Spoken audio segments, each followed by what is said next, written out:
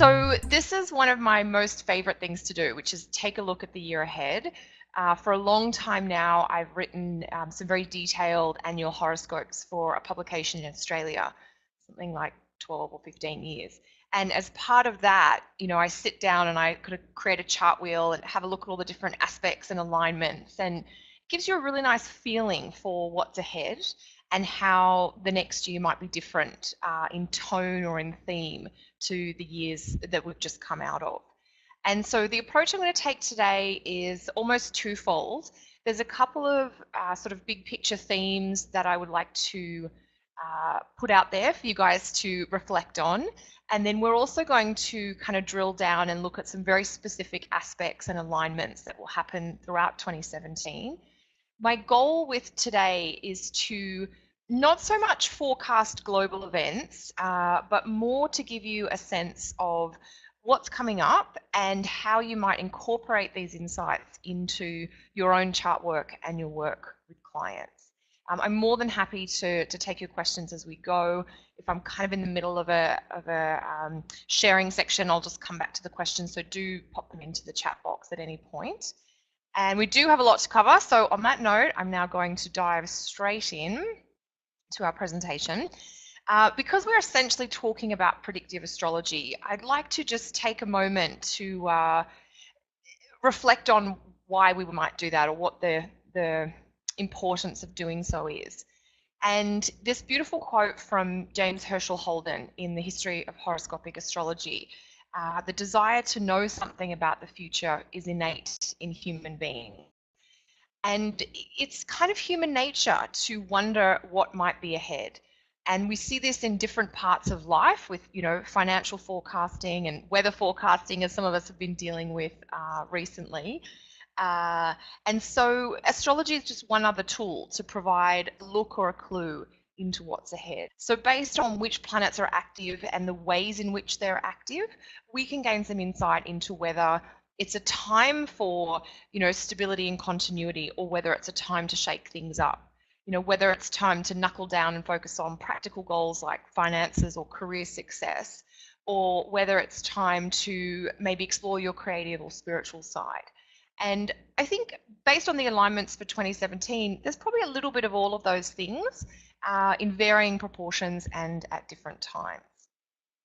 The other quote that I haven't put on the slide here, but that comes to mind, is one from Man's Search for Meaning by Viktor Frankl, who was a man who spent time in the concentration camps. And he talked about the importance, or kind of almost like the soul need that humans have to understand why something might be happening, because that helps them get through whatever is happening. And so that's one of the great gifts, I think, of astrology, is that it can provide a perspective or a framework on the different things that might be going on for people. The beauty that astrology has that maybe other psychic sciences don't have is that we can really time those events or those occurrences or those feelings based on the cycle of the planets. So that's what our kind of goal is today, is to get these frameworks, to get these understandings and these perspectives on what 2017 looks like, but how that might feel as well. And then a beautiful quote from Rumi that I've been sharing a lot in my presentations lately: when you do things from your soul, you feel a river moving in you, a joy. And I think that's a very true statement based on my own personal experience and the work I've done with clients over the years. And again, one gift that astrology gives us is this ability to be able to kind of describe what kind of current or energy is being activated or opening within your soul at any given time. And so we'll keep these two ideas with us as we go through the presentation today.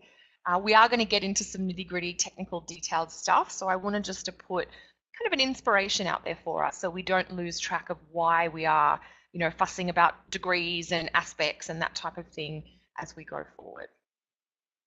So really peering into the future here, if you are only new to predictive astrology, or you're still wanting to deepen and develop your skills as a predictive astrologer, the thing that the planetary cycles can activate is so critical. What I'll be doing today is highlighting the most exact alignments, so when an aspect is exact to the degree.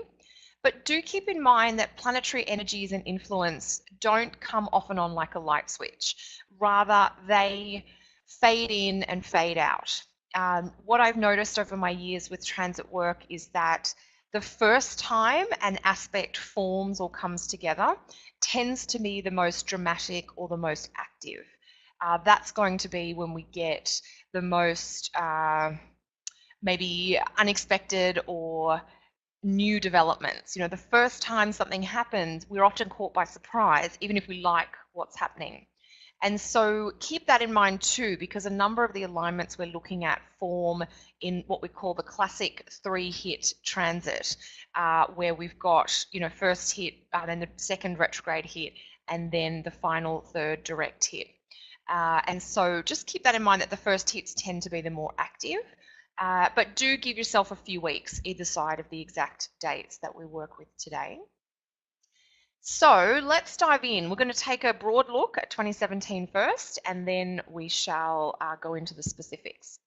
For our first, well, our overview, if you like, we are going to be looking at Saturn in Sagittarius. So I wanted to just have a quick heads up about the fact that we are coming into the last 12 months of this longer 3-year cycle, and which degrees are being activated specifically, but also how we might all need to think about the conclusion of what that particular chapter has meant for us.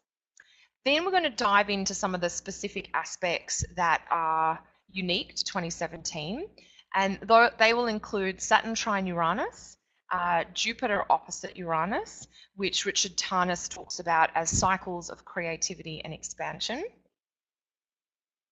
We also have Jupiter square Pluto, Jupiter sextile Saturn, which for my money is actually my favorite aspect of 2017, even though it's one of the more subtle ones, and we will start with a bit of a deep dive into that. The only major planet changing signs in 2017 will be Jupiter moving into Scorpio, so we'll take a moment to briefly preview that and get a sense of what that might feel like. And then, of course, we will do a look at the charts for the eclipses. 2017 brings 2 very dramatic sort of total solar eclipses, one in Pisces at the end of February and one in Leo around the 21st of August.